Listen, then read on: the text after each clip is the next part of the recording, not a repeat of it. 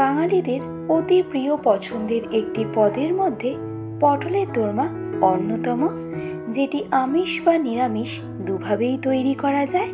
But আজ আমি আপনাদেরকে সকল প্রকার টিপস সহ তৈরি করে দেখাবো আমিষ পটলের দোরমা, যেটি আপনারা তৈরি করে নিতে পারবেন সিম্পল কিছু ঘরোয়া উপকরণেই।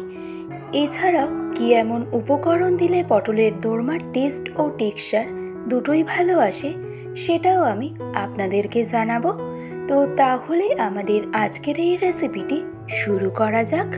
আর আমি প্রিয়াঙ্কা আপনাদের সকলকে আমার চ্যানেল ডেলিশিয়াস রেসিপি বাংলাতে স্বাগত জানাই।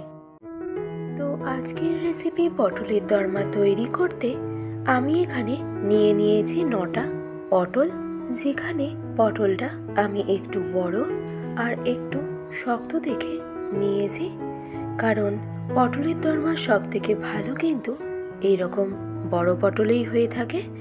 এবার পটলের দোরমার পটলগুলোকে কেটে নেব। তো পটলের স্কিনের ওপরে এই যে একটা সবুজ মতন দেখা যাচ্ছে, সেটা একটা ছুরির সাহায্যে এভাবে রাব করে আমাদেরকে সবার প্রথমে ক্লিন করে নিতে হবে।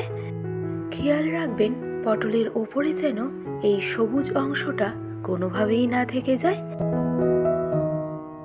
আর এই সম্পূর্ণ পটলের স্কিনের ওপর থেকে সবুজ অংশটাকে ক্লিন করে নেওয়ার পর এবার পটলের 60% বাকি রেখে ঠিক এই পোর্শন থেকে পটলটাকে আমাদেরকে কেটে নিতে হবে।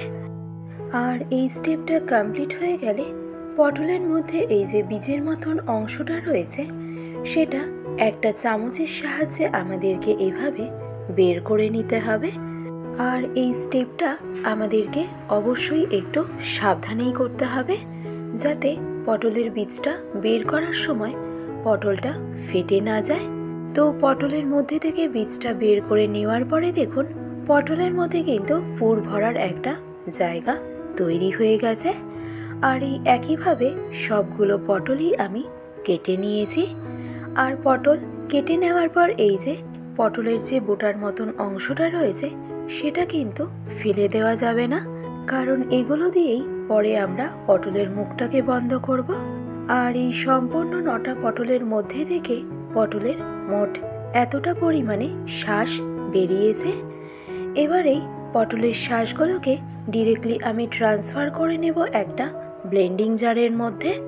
এবার নেক্সট অ্যাড করব 8 থেকে 10 কোয়ার মতন রসুন, 3 থেকে 4 টুকরো আদার স্লাইস, ঝালের জন্য অ্যাড করব 5টা কাঁচা লঙ্কা, সাথে অ্যাড করব হাফ চা চামচ পরিমাণে রেগুলার সল্ট, হাফ চা চামচ পরিমাণে হলুদ গুঁড়ো, আর সবশেষে অ্যাড করলাম হাফ কাপ পরিমাণে জল। এবারেই সবগুলো উপকরণের থেকে এরকম একটা স্মুথ পেস্ট আমাদেরকে তৈরি করে নিতে হবে। আর এই পেস্ট তৈরি করে নেওয়ার পর এবার একটা ফ্রাইং প্যানের মধ্যে আমি দিয়ে দিলাম 2 চা চামচ পরিমাণে সর্ষের তেল, আর তাতে ফোড়নে অ্যাড করলাম হাফ চা চামচ পরিমাণে গোটা সাদা জিরে। এবার গ্যাসের ফ্লেমটাকে লো টু মিডিয়ামে রেখে মশলাটা একটু কুক করে নেওয়ার পর এবার নেক্সট স্টাফিংটা তৈরি করতে আমি এখানে নিয়ে নিয়েছি 300 গ্রাম পরিমাণে চিংড়ি মাছ, যেখানে চিংড়ি মাছটা আমি ঠিক এরকম কিমা আকারে কেটে নিয়েছি। তো এবারেই চিংড়ি মাছটা ডিরেক্টলি দিয়ে দিলাম ফ্রাইং প্যানের মধ্যে। আর গ্যাসের ফ্লেমটাকে এই স্টেজে একদম মিডিয়ামে রেখে চিংড়ি মাছটা একটু কুক করে নেব। তবে খুব বেশিক্ষণ সময়ের জন্য কিন্তু একদমই নয়, কারণ চিংড়ি মাছ যদি খুব বেশি কুক করা হয় তাহলে এর মধ্যে কিন্তু একটা চিউই ভাব চলে আসে। আর তাই মোটামুটি 40 সেকেন্ড সময় ধরে চিংড়ি মাছটা কুক করে নেওয়ার পর এবার আমি এই স্টেজে এসে অ্যাড করলাম একটা মিডিয়াম সাইজের ফ্রেশলি চপ করে রাখা পেঁয়াজ। গ্যাসের ফ্লেমটাকে মিডিয়ামে রেখে এবার পেঁয়াজটাকে আমাদের খুব ভালো করে ফ্রাই করে নিতে হবে, যতক্ষণ না পেঁয়াজটা একটু নরম হয়ে আসছে আর পেঁয়াজের মধ্যেও একটা সুন্দর লালচে কালার চলে আসছে। তো মোটামুটি 3 থেকে 4 মিনিট পেঁয়াজটাকে কুক করে নেওয়ার পর পেঁয়াজের মধ্যে একটা লালচে কালার চলে এলেই আমি এই স্টেজে এসে অ্যাড করে নিলাম হাফ কাপ পরিমাণে গ্রেট করে রাখা নারকেল। এবার নারকেলটাকেও ফ্রাই করে নেব গ্যাসের ফ্লেমটাকে একদম মিডিয়ামে রেখেই।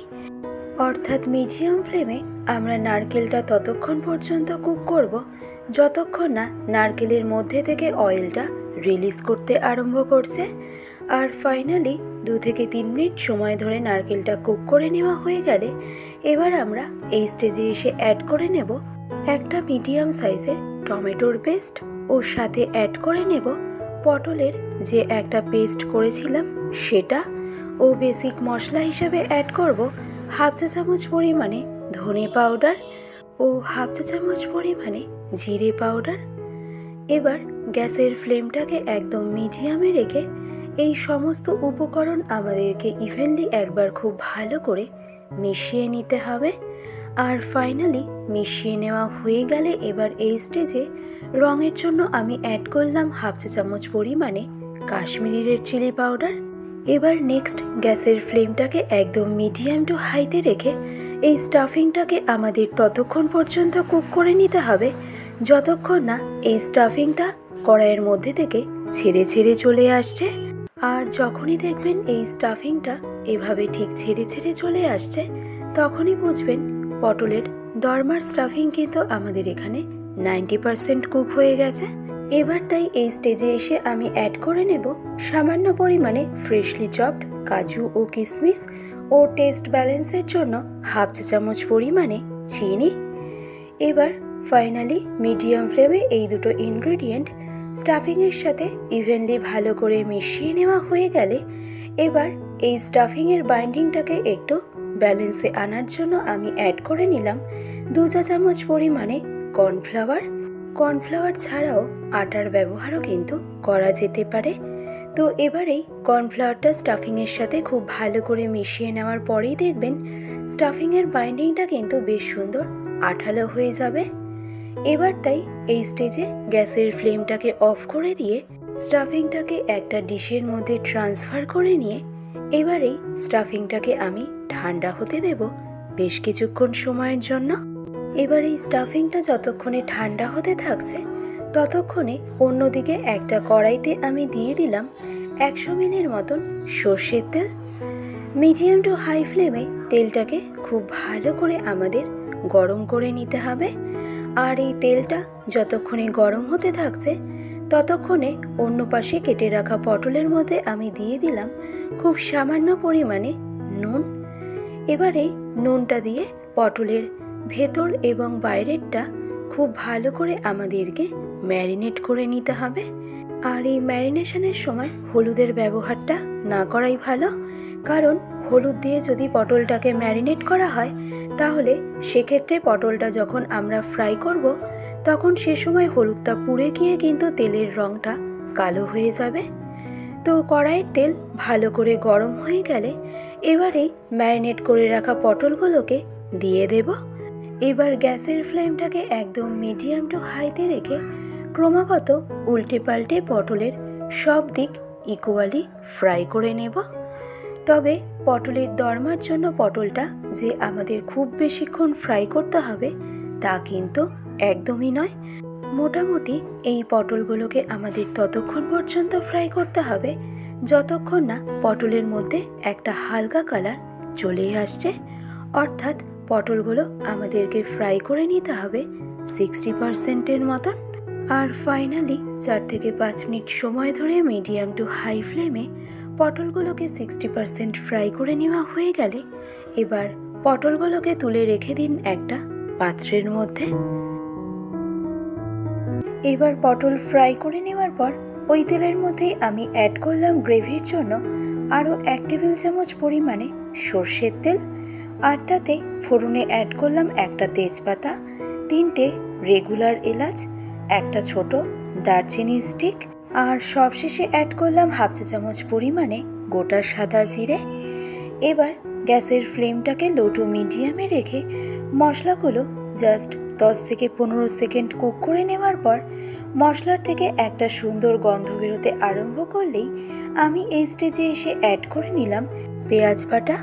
তো এবার গ্যাসের ফ্লেমটাকে একদম মিডিয়াম টু হাইতে রেখে পেঁয়াজের পেস্টটাকে আমাদের খুব ভালো করে কুক করে নিতে হবে যতক্ষণ না পেঁয়াজের পেস্টের মধ্যে ঠিক এরকম একটা লালচে কালার চলে আসছে। তাও মোটামুটি এই পেঁয়াজের পেস্টটাকে আমাদের কুক করতে সময় লাগবে মিনিমাম 2 থেকে 3 মিনিটের মতন। আর ফাইনালি পেঁয়াজের পেস্টটাকে কুক করে নেওয়া হয়ে গেলে এবার আমি এই স্টেজে এসে অ্যাড করে নিলাম 2 চা চামচ পরিমাণে আদা রসুন বাটা। এবার এই আদা রসুন বাটাটা মিডিয়াম ফ্লেমে পেঁয়াজের পেস্টের সাথে ইভেনলি একবার খুব ভালো করে মিশিয়ে নেওয়ার পর এবার আমাদেরকে এই স্টেজে ঘরোয়া বেসিক মশলা হিসাবে অ্যাড করতে হবে 1 চা চামচ পরিমাণে জিরে পাউডার, 1 চা চামচ পরিমাণে ধনে পাউডার, ঝালের জন্য অ্যাড করলাম 1.5 চা চামচ পরিমাণে রেড চিলি পাউডার, রঙের জন্য অ্যাড করলাম 1 চা চামচ পরিমাণে কাশ্মীরি রেড চিলি পাউডার, সাথে অ্যাড করলাম 1/2 চা চামচ পরিমাণে হলুদ গুঁড়ো, দিয়ে দিলাম স্বাদ অনুসারে রেগুলার সল্ট, আর টেস্ট ব্যালেন্সের জন্য অ্যাড করলাম 1/2 চা চামচ পরিমাণে চিনি। আর সবশেষে মশলাগুলো যাতে জ্বলে না যায় তাই জন্য আমি অ্যাড করেছিলাম 1/2 কাপ পরিমাণে জল। এবারেই সবগুলো মশলা ইভেনলি একবার খুব ভালো করে মিশিয়ে নিয়ে গ্যাসের ফ্লেমটাকে একদম মিডিয়াম টু হাইতে রেখে মশলাটা আমাদের খুব ভালো করে কষিয়ে নিতে হবে যতক্ষণ না মশলার থেকে ঠিক এরকম অয়েলটা রিলিজ করতে আরম্ভ করছে আর মশলার কালারটাও আগের তুলনায় অনেকটাই উজ্জ্বল হচ্ছে। তাও মোটামুটি এই মশলাটা কুক করতে আমাদের সময় লাগবে 4 থেকে 5 মিনিটের মতন। আর ফাইনালি মশলাটা কষিয়ে নেওয়া হয়ে গেলে এবার আমি এই স্টেজে এসে অ্যাড করে নিলাম 100 গ্রাম পরিমাণে ফেটিয়ে রাখা টক দই। আর এই টক দইটা অ্যাড করার সময় কিন্তু গ্যাসের ফ্লেমটাকে আমাদের অবশ্যই লোতে রাখতে হবে, কারণ হাই ফ্লেমে যদি টক দইটা অ্যাড করা হয় তবে সেক্ষেত্রে টক দইটা কিন্তু ফেটে যাওয়ার একটা সম্ভাবনা থাকে। তো যখনই টক দইটাকে গ্রেভির সাথে আমাদের খুব ভালো করে এরকম মিশিয়ে নেওয়া হয়ে যাবে তখনই এই স্টেজে গ্যাসের ফ্লেমটাকে আপনারা মিডিয়াম টু হাইতে করে দেবেন।